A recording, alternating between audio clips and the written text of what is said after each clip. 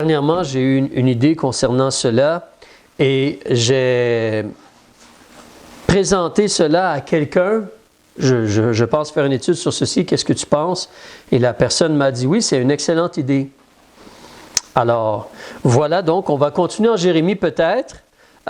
Et une fois par mois, on veut regarder rechercher Dieu. Mais ceci se rapporte un peu à rechercher Dieu, excepté que c'est plus spécifique peut-être. Mais on va parler de comment être un ami pour les gens. Comment être un ami? Alors, on veut parler comme de sympathie, d'amitié, d'amour. On pourrait se poser la question, ou je pourrais vous demander, ici présentement ce soir, qui aime cela avoir des amis? Qui aime cela avoir des amis? Qui aime cela avoir des ennemis? Qui aime cela avoir des ennemis dans la vie? Qui veut être un ennemi pour les gens? Qui a le désir, moi, aujourd'hui, je veux être l'ennemi de quelqu'un? Qui, à la place, désire être un ami pour les autres? Ou même si tu le regardes d'une autre façon, est-ce que tu apprécies lorsque les autres manifestent ou démontrent du souci envers toi? Lorsque les gens se soucient de toi et vraiment veulent t'aimer et t'aider, apprécies-tu cela? Est-ce que toi, tu veux décider de te soucier des autres et de vouloir aider les gens? Alors, on va parler un peu de ces choses-là. Et avant de plonger dans la parole de Dieu, on va réfléchir un peu concernant les mots et la signification des mots. Donc, le mot amour et le mot amitié sont deux mots qui se rejoignent. Ce sont des mots un peu de la même nature, qui parlent de choses un peu similaires. Mais ce sont des mots qui sont différents. Quand tu regardes dans les dictionnaires, quand tu penses et tu regardes dans les dictionnaires, le mot amour, dans le dictionnaire Le Petit Robert, on nous mentionne que l'amour, c'est de vouloir le bien ou le meilleur pour une entité, c'est-à-dire une personne. Évidemment, Dieu n'est pas un humain, mais il est une personne, il est Dieu, c'est un être. Alors, vouloir le bien ou le meilleur pour quelqu'un ou pour Dieu et se dévouer pour cette personne-là. Se dévouer signifie qu'on va faire des efforts, qu'on va faire des sacrifices, qu'on va agir pour le bien de la personne. Peut-être tu as entendu cela, mais moi j'ai entendu que dans le passé, si comme exemple un roi avait des serviteurs, si le roi était malade, il y avait cette idée ou cette notion, évidemment maintenant ça a été prouvé faux, mais cette idée ou cette notion, si je suis avec toi, à côté de toi quand tu es malade, comme si on partage un lit ensemble et je suis à côté de toi quand tu es malade, je peux prendre la maladie de toi. Et toi, tu vas donc guérir. Et moi, je vais prendre la maladie pour toi. Parce qu'on aimait le roi et on voulait que le roi reste en santé.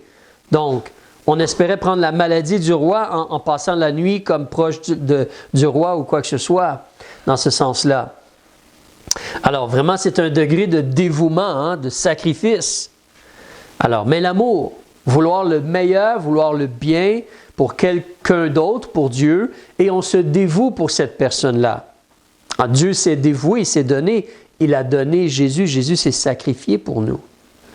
Nous savons aussi qu'il y a des degrés ou des niveaux d'amour. Exemple, qui est-ce qu'on doit aimer en premier lieu? Quelqu'un peut m'aider? Qui devrions-nous aider en premier lieu? Dieu. Merci beaucoup. On devrait aimer Dieu en premier lieu. Et après cela, bien, si on est marié, on va aimer notre femme ou notre mari parce qu'on devient une seule chair. Donc, on doit aimer notre chair, notre personne. Ensuite, si on a des enfants, on aime nos enfants. Là, on peut parler ensuite de nos parents peut-être, nos frères et nos sœurs. Ensuite, justement, les frères et les sœurs en Christ, évidemment aussi. Et évidemment, Dieu parle d'aimer le prochain, l'étranger. Mais il y a des niveaux, des degrés. Imaginez comme un escalier, hein, et on monte de plus en plus haut ou on descend de plus en plus bas, ou on baisse. Alors, là, on parle de l'amour. Si tu regardes le mot amitié, ou tu considères des fois un mot similaire, être amical. Être amical envers les gens. L'amitié. Dans le dictionnaire, on nous dit que l'amitié, c'est un sentiment réciproque, donc mutuel. C'est un sentiment d'affection. On apprécie, on a de l'affection, on a un amour envers quelqu'un, un sentiment réciproque d'affection ou de sympathie. La sympathie, c'est lorsqu'on a des ressemblances ou des affinités ou des similitudes dans nos sentiments. Alors, imaginez deux personnes qui votent pour la même équipe de sport. Hein, ils partagent en commun ce lien de « on veut que l'équipe gagne ». Alors, ou deux personnes peut-être qui aiment les oiseaux, ils partagent ensemble, on aime ça regarder les oiseaux. Ou deux personnes qui aiment faire de la musique, ils partagent ensemble cette joie-là, ce plaisir-là de la musique. Donc, alors, l'amitié, c'est un sentiment réciproque d'affection et de sympathie qui ne se fonde ni sur les liens du sang, ni sur l'attrait physique. C'est-à-dire que tu ne vas pas dire « Ah, cette personne-là est belle, je vais être son ami ». Tu ne dis pas cela habituellement. Mais « Hey, on aime les mêmes choses, c'est intéressant. On apprécie les mêmes choses, c'est intéressant. » Et généralement, l'amitié, justement, ne se fonde pas sur les liens du sang. Alors, que ce soit un frère ou non, un étranger ou non, si on a des choses en commun, on peut certainement être proche ou avoir une affection ou une amitié l'un vers l'autre. Parce qu'on aime jouer les mêmes choses, on aime faire les mêmes activités. Donc, on s'entend bien ensemble. Qu'on soit frère, sœur ou parent ou peu importe, ou marié ou non. Alors, en français, il y a un autre mot que nous, au Québec, on n'utilise pas beaucoup, mais qui existe dans le dictionnaire. Des fois, on va dire les camarades de classe. Mais le mot en réalité duquel je parle, c'est la camaraderie. La camaraderie. Un camarade de classe. La camaraderie. La camaraderie. Là, tu vas penser à, on partage les mêmes activités ou les mêmes habitudes. Et donc, on passe beaucoup de temps ensemble et on développe des liens. Pensez justement, hein, comme Samuel est allé travailler, il a passé beaucoup de temps avec les gens au travail. Et il a fait des activités avec les gens au travail. Pensez aux autres personnes comme Annalisa ou ainsi de suite, Gabriel. Les gens travaillent. Ils passent du temps avec les gens avec qui ils travaillent. Et dans certains cas, ils peuvent donc s'attacher à certaines personnes ou se lier à certaines personnes parce qu'ils ont certaines choses en commun. On travaille ici plusieurs fois par semaine, pendant plusieurs heures. Et on s'entraide pour le travail. Oui, des fois, certaines personnes au travail, on s'entend moins bien, mais des fois, il y a des gens avec qui on s'entend très bien. Et là, il y a comme un genre d'amitié qui se développe. Pensez aux gens à l'Assemblée, à l'Église. On les voit 2-3 fois par semaine et généralement, bien, on s'entend bien avec les gens de l'Église. Et on développe donc une genre d'amitié. C'est vrai que techniquement, peut-être qu'on est déjà enfants de Dieu tous les deux. Donc, il y a un lien de famille, on a le même père. Mais des fois, c'est quelqu'un qui visite l'Église et n'est pas encore chrétien. Mais comme on le voit régulièrement, on développe une certaine camaraderie ou amitié ou un certain lien avec la personne. OK? Pensez à un autre mot aussi, qui est souvent utilisé dans la Bible, la miséricorde. La miséricorde. On regarde les mots et leur signification. Camaraderie ne revient pas dans la Bible. Ami revient dans la Bible. Mais miséricorde revient souvent dans la Bible. Vous savez, la miséricorde, n'oubliez pas, la miséricorde, c'est quand tu as à cœur la misère des autres, comme Dieu a eu à cœur notre situation et a donné son Fils et a agi par son Esprit et a mis son Esprit en nous pour nous aider lorsqu'on nous sommes nés de nouveau. Alors la miséricorde, c'est aussi de pardonner à quelqu'un qui est comme coupable. Mais la miséricorde, à la base, c'est d'avoir à cœur la misère des autres. En d'autres mots, avoir de la compassion ou de la pitié pour quelqu'un. C'est un peu comme être amical envers quelqu'un, mais c'est un peu différent. C'est pour ça que des fois, justement, tu vas avoir, en réalité, les gens dans ta maison, tu dois les aimer, c'est ta famille. Mais peut-être qu'ils ne sont pas nécessairement tes meilleurs amis, parce que vous n'avez peut-être pas les mêmes intérêts, mais tu dois les aimer. Et tes amis, des fois, on a des intérêts ensemble, mais ce n'est pas le même genre de lien que ta famille. Alors, on parle d'amour, amitié, être amical, miséricorde. Là, on va plonger un peu dans la parole de Dieu. On va regarder, premièrement, si tu viens avec moi, dans 1 Jean chapitre 4. Je prends ma Bible. 1 Jean chapitre 4, la première épître de Jean, chapitre 4. Alors, avoir de l'amour, être amical ou démontrer de l'amitié, avoir de la miséricorde. Évidemment, d'où vient l'amour? D'où vient l'amour? Est-ce que nos parents nous ont enseigné l'amour? Ils devraient, ils essaient, ils devraient. Mais en réalité, l'amour ne vient pas de nos parents. Eux-mêmes l'ont appris de certaines personnes. Mais en réalité, le vrai amour, où on se dévoue, on se donne, on se sacrifie et on veut toujours vraiment le meilleur pour quelqu'un, le vrai amour, l'amour vient de Dieu. Dieu a établi l'amour. Dieu a toujours été amour. Dieu est amour. Et donc Dieu établit ça, c'est vraiment l'amour. 1 Jean chapitre 4, si tu regardes au verset 7, s'il te plaît avec moi, la page 341, on va regarder ceci. Alors verset 7, bien-aimés. Il parle à des gens qui sont nés de nouveau, mais toi, en tant que personne née de nouveau, tu dois réaliser, hey, tu es bien aimé. Dieu vraiment t'aime beaucoup. Tu es bien aimé. Aimons-nous les uns les autres.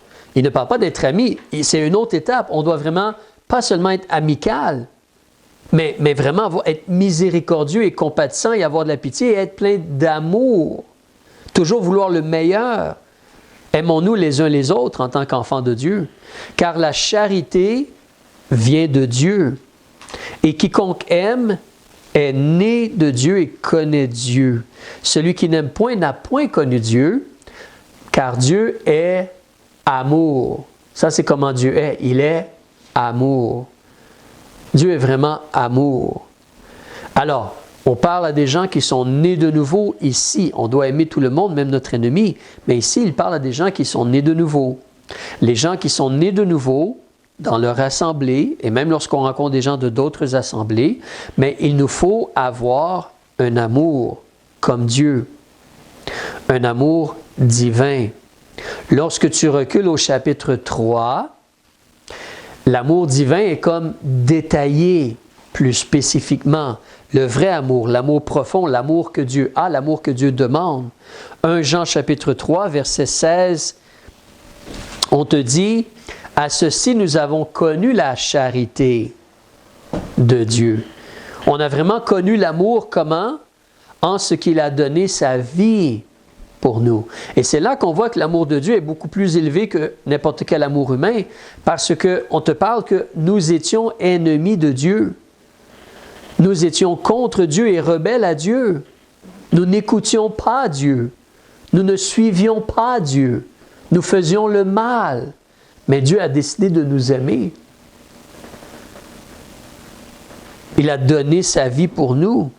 Nous aussi, nous devons donner notre vie pour nos frères.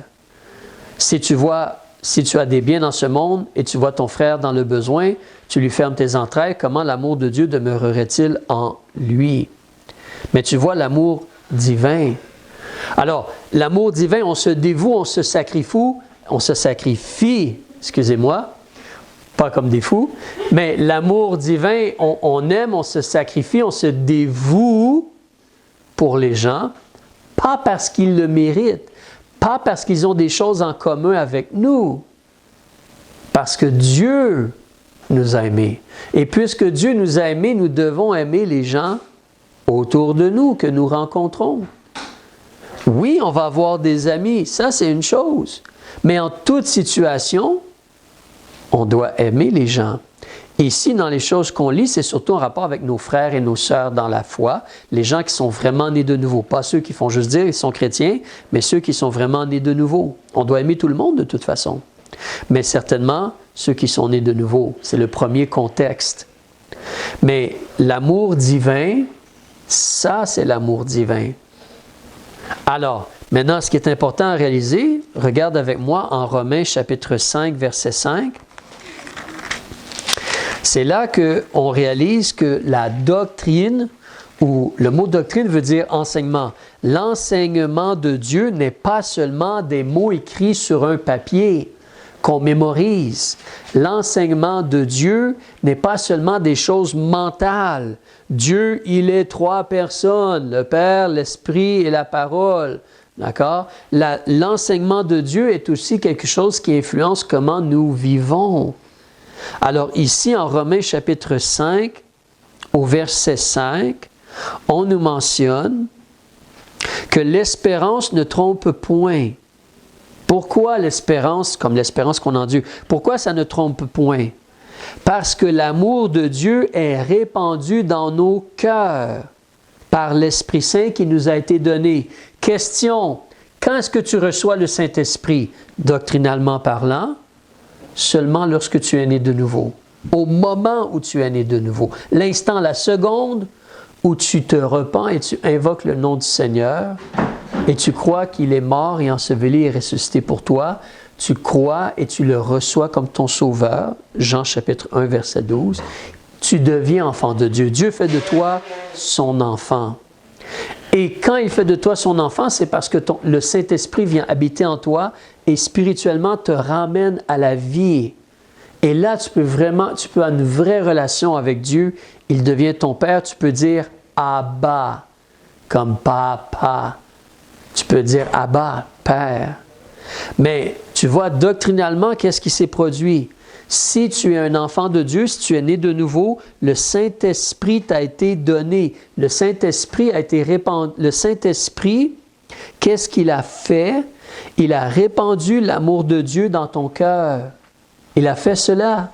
Ça, c'est une doctrine. Et c'est très pratique. Ou c'est selon la réalité de la vie. Alors, tu vois, ce qui se produit des fois, c'est que tu vas avoir des gens qui vont dire « Non, mais c'est parce que je ne l'aime pas, cette personne-là. » Mais un instant. Non, c'est parce que moi, je n'aime pas ça, faire cela. Mais un instant. On ne peut plus parler comme cela en tant qu'enfant de Dieu, doctrinalement. Pourquoi? Parce que les Écritures nous disent que maintenant, l'amour de Dieu est répandu dans nos cœurs. Tu ne peux pas dire « Mais moi, j'ai un problème d'aimer les gens. » Tu ne peux pas dire cela. Parce que le Saint-Esprit, il est répandu dans ton cœur. Excusez-moi, l'amour de Dieu par le Saint-Esprit est répandu dans ton cœur. Oui, c'est un changement. Quelqu'un dernièrement me mentionnait une chose vraiment réelle. Tu sais, pour toi, c'est peut-être un peu différent si vous avez été élevé dans un foyer chrétien. Mais imaginez quelqu'un qui n'a pas été élevé dans un foyer chrétien. Imaginez quelqu'un qui a été élevé dans un foyer où son papa lui faisait du mal à tous les jours et lui parlait mal et agissait mal envers lui tous les jours. Et tu dis à cette personne-là, Dieu, il est ton Père. Qu'est-ce qu'il va penser, lui? Ah, je veux pas ça, moi! Je veux pas ça! Un père, c'est pas bon. Un père, ça fait du mal. Un père, c'est hypocrite. Un père, c'est ceci et cela. Parce que dans sa tête, son papa a agi comme cela envers lui. Et il doit réapprendre que non, ça, c'était pas un bon exemple. Ça, c'était péché. Et Dieu va agir. Mais Dieu, il est vraiment le Père parfait. Et Dieu est notre Père. Il faut comprendre ce qu'un Père est supposé être. Et il doit réapprendre et accepter et changer. Et par l'aide de Dieu et de l'Esprit de Dieu, il va venir à dire, oui, c'est vrai, mon Père céleste est très bon. Vous comprenez? Alors, peu importe comment on est présentement, si on se dit, moi, je n'aime pas cela, moi, je n'aime pas ces gens-là, moi, j'ai de la difficulté à aimer les gens, moi, c'est ceci, moi, c'est cela. Non, toi, tu es supposé d'être mort à la croix. Et en réalité, ce qui s'est produit, c'est que maintenant, le Saint-Esprit est en toi et le Saint-Esprit a répandu l'amour de Dieu. C'est-à-dire que si tu n'aimes pas le problème, c'est parce que Dieu n'a pas le contrôle de ton cœur. Ou Dieu n'a pas complètement tout le contrôle de ton cœur. Tu comprends? C'est là que la doctrine, c'est la vérité qui influence comment on agit, comment on réagit, comment on vit, pourquoi on fait ce qu'on fait. Donc, quand on nous parle de l'amour d'aimer, la réalité, c'est que je peux aimer Dieu. Pourquoi? L'Esprit de Dieu a répandu l'amour de Dieu dans mon cœur. Je peux aimer ma femme. Pourquoi? Parce que l'Esprit de Dieu a répandu l'amour de Dieu dans mon cœur. Je peux aimer mes enfants. Je peux aimer mes parents. Je peux aimer mes frères et mes sœurs, qu'ils soient chrétiens ou non chrétiens. Je peux aimer mon ennemi. Pourquoi? Parce que l'amour de Dieu est répandu dans mon cœur par le Saint-Esprit qui maintenant habite en moi. C'est une vérité doctrinale qu'on doit s'approprier. C'est comme la paix en Dieu. Pourquoi je peux avoir la paix en Dieu? Parce que Dieu me dit, fais-moi confiance. Et je dois m'approprier cette vérité-là. Et mon esprit dit à mon cœur, ça c'est la vérité. Mon esprit dit à mon cœur, tu peux et tu dois aimer. Et l'Esprit de Dieu m'aide à changer et à apprendre à aimer les gens. Laisse-le te changer. Je ne peux pas te dire si c'est vrai ou non, mais un jour j'ai entendu une histoire d'un homme qui avait eu un problème de santé. Il a changé toute son alimentation. Maintenant, ou à ce moment-là, pas maintenant, je pense qu'il est toujours en vie, je ne sais pas. Je n'ai pas parlé avec lui depuis plusieurs années. Mais il a changé toute son alimentation. Il mangeait des carottes le matin, le midi, le soir. Presque toujours des carottes. Peut-être des fois d'autres légumes, mais surtout des carottes. Des carottes crues. Pas de la soupe aux carottes, des carottes. Il mangeait des carottes. Au point où sa peau est en train de changer de couleur. Sa peau est en train de changer de couleur. Ce que je sais cependant, ça, scientifiquement, je ne peux pas vous dire si c'est vrai ou non. Mais on me disait cela que sa peau changeait de couleur. Mais une chose est certaine, moi je ne voyais plus beaucoup la personne. Alors, mais une chose est certaine, je sais cependant, et vous le savez aussi, si tu passes beaucoup de temps au soleil, qu'est-ce qui arrive à ta peau? Elle va changer de couleur, n'est-ce pas? Elle va devenir peut-être rouge, elle va avoir peut-être des petites ampoules ou quoi que ce soit, si c'est trop de soleil. Si tu es quelqu'un qui a une pigmentation différente, comme les gens de la Méditerranée, tu vas bronzer. Tu vas bronzer. Vous savez, les gens, ils vont aller des fois dans des endroits où on peut être sous une lumière, là, comme si on se fait bronzer, des salons. Maintenant, je crois que c'est de moins en moins populaire à cause des cancers et des choses, mais des salons de bronzage. Les gens payaient de l'argent pour avoir le teint bronzé. C'était comme populaire ou intéressant ou quoi que ce soit. Mais le soleil affecte ta peau. Maintenant, regardez avec moi dans Exode, s'il vous plaît. Exode chapitre 34. Peut-être tu sais à quoi je vais en venir. Sinon, tu vas le voir dans un instant. Il y a quelqu'un qui a changé de peau à un moment donné dans la Bible. Sa peau a changé. Exode chapitre 34. Exode chapitre 34.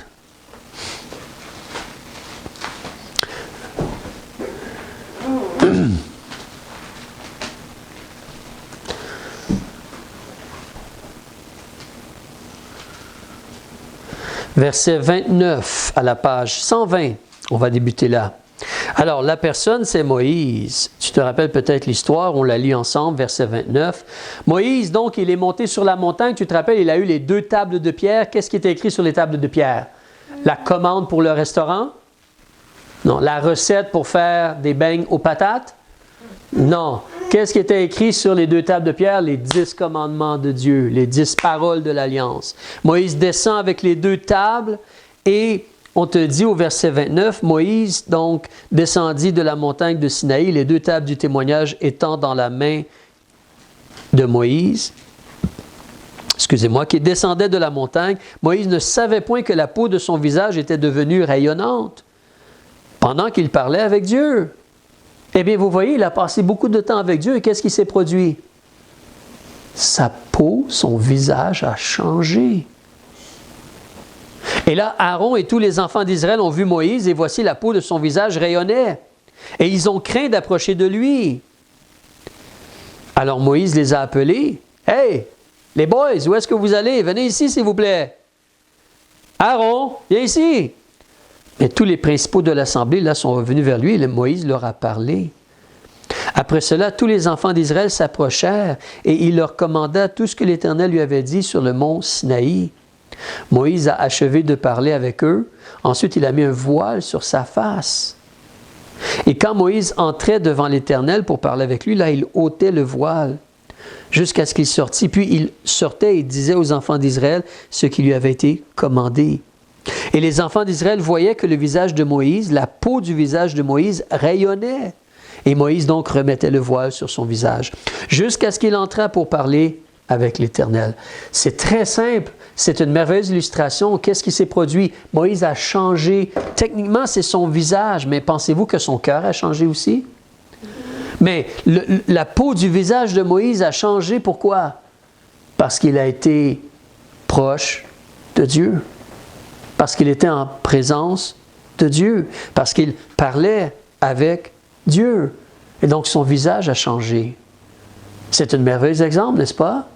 Si toi et moi, on passe vraiment du temps avec Dieu dans la prière et on lui demande de nous changer, pas juste « donne-moi ceci, donne-moi cela, donne-moi ceci, je veux ceci, je veux cela », pas une liste de cadeaux de Noël, mais vraiment « Dieu, aide-moi à être plus fidèle, plus patient, plus doux, aide-moi à travailler mieux, aide-moi à aimer même les gens qui ne m'aiment pas, aide-moi à être plus soumis à toi. » Si on demande à Dieu de nous changer, même Dieu, montre-moi ce qui doit changer dans ma vie. Wow, quelle prière! Alors, mais si on passe du temps avec Dieu dans la prière, si on passe du temps dans la parole de Dieu qui est comme une lumière, est-ce que nos cœurs vont changer? Alors, si on parle d'avoir de l'amour, d'avoir de l'amitié, être amical ou avoir de la compassion, nous avons cela, nous devons avoir cela. Et pour nous aider à vraiment avoir cela, c'est notre temps intime avec Dieu. Notre temps intime avec Dieu. Donc, continuons un peu. C'est important pour toi et moi de comprendre Matthieu chapitre 11, verset 19. Qu'est-ce que Jésus est pour toute personne, incluant pour toi? Tu vas me dire, il est le Sauveur. Oui, mais attends, je veux parler d'un autre mot. Parce qu'on est en train de parler d'amour, d'amitié et de compassion. Matthieu 11, verset 19.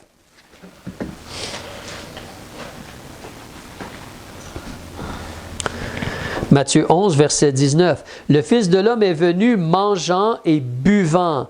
Et ils disent, voilà un mangeur et un buveur, un ami des péagers et des pécheurs. Tous les êtres humains sont des pécheurs. Si tous les êtres humains sont des pécheurs et Jésus est un ami pour les pécheurs, Jésus est un ami pour qui? Tous les êtres humains.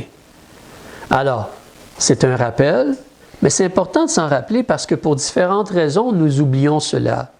Ou nous oublions de le reconnaître. Et même des fois, en toute honnêteté, des fois parce que tu es tellement occupé et débordé avec les choses de la vie, tu oublies que les gens autour de toi, ils t'aiment. Tu penses que tout le monde est en guerre contre toi. Tu penses que tout est un problème et tout est difficile. Tu penses que c'est un fardeau, toutes les choses. Mais tu oublies qu'il y a des gens qui t'aiment et qui veulent t'aider. Alors, pour plusieurs raisons, on oublie ceci, mais il faut se rappeler, nous devons comprendre, nous devons reconnaître, nous devons être convaincus que Dieu, le Père, le Fils et l'Esprit, que Dieu nous aime et il veut être notre ami. Il a déjà démontré son amour, il a tant aimé Léa qu'il a donné son Fils unique, afin que si Léa croit, elle ne périsse point, mais qu'elle ait la vie éternelle. Et tu pourrais mettre ton nom à la place. Mais Dieu a déjà démontré qu'il aimait, il veut être notre ami, il le dit, il est un ami des pécheurs. Sa parole nous en parle. Donc il faut être convaincu de cela.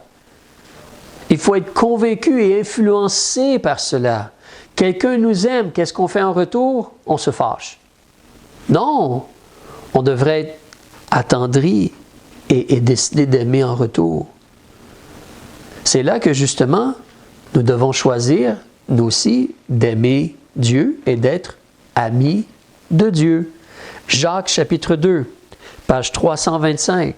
Jacques chapitre 2, s'il vous plaît. Alors nous parlons d'amour, amitié ou être amical et avoir de la compassion pour les gens. C'est là qu'on comprend. Des fois on pense, on doit faire, oui, puis...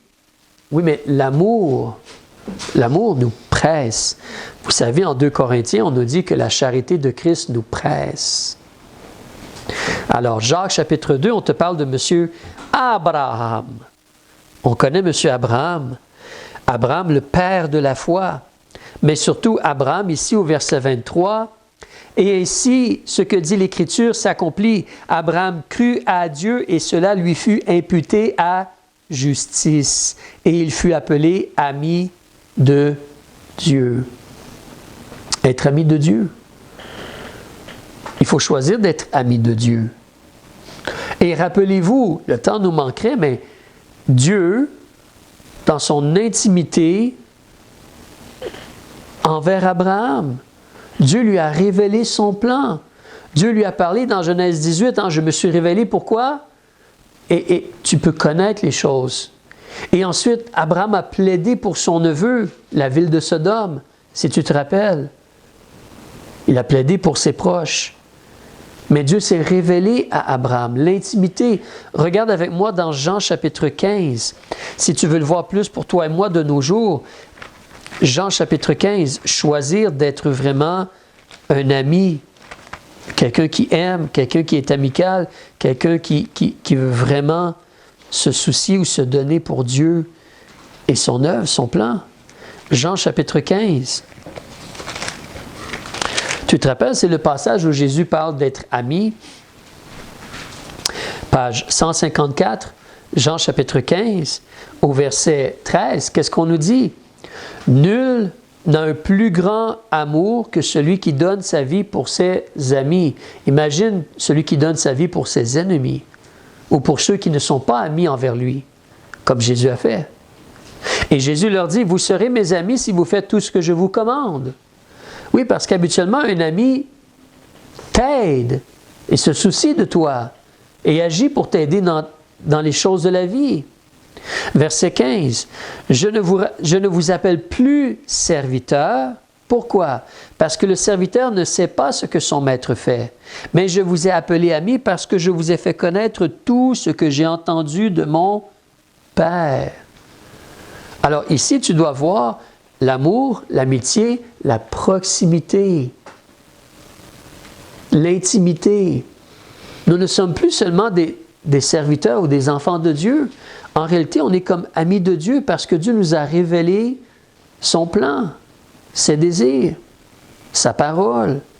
Jésus nous a fait connaître tout ce qu'il a entendu du Père. Et nous devrions être proches de Dieu et apprendre à marcher avec Dieu. On a parlé de rechercher Dieu. C'est là que ceci peut se lier avec rechercher Dieu. Mais donc, on doit apprendre et reconnaître et être convaincu que Dieu nous aime. Et Dieu veut être notre ami. On doit choisir d'aimer Dieu et vraiment être un ami pour Dieu. Et, 2 choses en terminant. Jacques chapitre 4, s'il te plaît. Jacques chapitre 4. Il y a un énorme danger. Et considérez, Jacques est écrit à des gens qui, comme ont la foi, mais il leur dit le danger. Jacques chapitre 4 et le verset 4.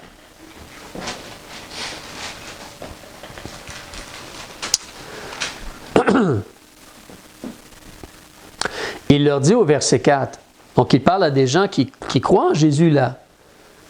Hommes et femmes adultères, ne savez-vous pas que l'amour du monde est une inimitié contre Dieu? Qui voudra donc être ami du monde se rendra ennemi de Dieu. Alors, on voit le danger.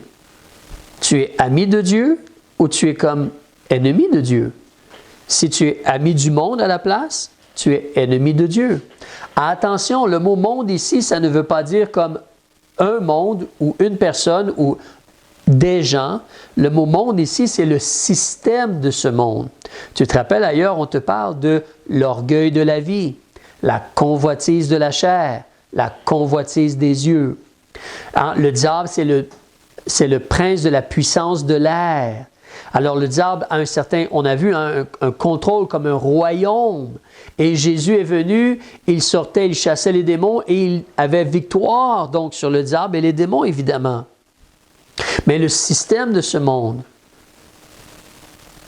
si on a l'amour du système de ce monde, on est en réalité inimitié contre Dieu. Si on est ami du monde, du système de ce monde, on est en réalité comme ennemi de Dieu. Ça, c'est sérieux et dangereux. On ne veut pas cela. On ne veut pas cela du tout. Vous vous rappelez quand Jésus a parlé d'avoir 2 maîtres, où tu vas servir l'un, puis où tu vas haïr l'autre, tu ne peux pas avoir 2 maîtres. En dernier lieu, on va se préparer pour peut-être la semaine prochaine. Je pense qu'on va continuer. Regarde avec moi Psaume 142. Psaume 142. Alors, on parle d'amour, on parle d'amitié ou être amical ou avoir de la compassion. On parle comment Dieu, il est amour. Et maintenant, l'amour divin est en nous. Et nous devons passer du temps avec Dieu et laisser Dieu nous enseigner par ses paroles et nous changer dans notre façon de penser et notre façon d'agir et de réagir. Tu te rappelles en Romains chapitre 12, qu'est-ce que ça nous parle? Versets 1 et 2. Ça nous parle de la réalité justement qu'on doit être transformé, renouvelé dans notre intelligence, changé, parce que notre cœur porte vers le mal. Donc, comment est-ce que notre chair fonctionne? On réagit et on suit la chair et les passions de la chair et on réagit mal. Mais on doit comme reprogrammer, on doit comme changer, on doit comme justement être renouvelé dans notre intelligence. Je vais regarder ici dans Romains parce que je veux m'assurer du mot, mais je crois que le mot c'est bien renouvelé. Ça nous parle justement d'être renouvelé dans notre esprit, être transformé par le renouvellement de notre esprit, ne pas se conformer au présent siècle. Alors, mais ça, on a cela en passant du temps avec Dieu dans la prière et dans la lecture de la parole, à l'assemblée aussi. Parce que l'Esprit de Dieu est là et utilise l'assemblée, les chants, les prières, l'adoration, mais d'être changé. Et pour toi et moi, on doit comprendre et reconnaître que Dieu nous aime et veut être notre ami. Ne laisse pas le diable ou ton cœur ou n'importe qui d'autre te tromper là-dessus. Dieu est clair. On doit choisir d'aimer Dieu, nous aussi. On parle d'une proximité, de vraiment connaître Dieu et connaître son plan. On doit faire attention de ne pas aimer le système de ce monde à la place et devenir comme ennemi de Dieu. La dernière chose ici, Psaume 142, on va lire 5 versets puis on arrête. Remarque comment David parle. On prépare la table pour la prochaine étude. Masquil ou cantique de David. On sait que David a eu beaucoup d'épreuves, des gens voulaient le tuer. Masquil, cantique de David lorsqu'il était dans la caverne, prière. Je crie de ma voix à l'Éternel, de ma voix je supplie l'Éternel. Je répands devant lui ma plainte, j'expose ma détresse en sa présence. Quand mon esprit est abattu en moi, toi, tu connais mon sentier. Ils m'ont caché un piège dans le chemin où je marchais. Regarde à ma droite, Dieu, et vois. Personne ne me reconnaît, tout refuge me manque. Personne n'a quoi? Souci de quoi? Mon âme. Tu vois ce que David dit? Dans ce moment-là, dans sa vie, ce que David considérait, personne ne le reconnaissait. Personne. On sait que si ça c'est dans le temps de Saül, on sait que plus tard, ses parents, ses frères sont venus rejoindre et d'autres personnes. Mais à ce moment-là, David parle comme si personne ne me reconnaît. Tout refuge me manque. Personne n'a souci de mon âme. Alors tu vois, si tu parles d'amour, d'amitié, être amical ou compassion, on a ici la déclaration et la question pour toi et moi. Est-ce que nous, on se soucie des âmes des gens? Est-ce que nous, on se soucie des âmes des gens?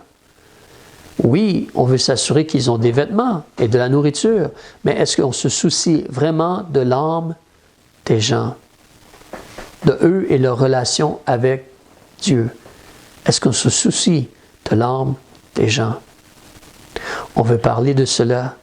Alors, passons du temps avec Dieu pour changer.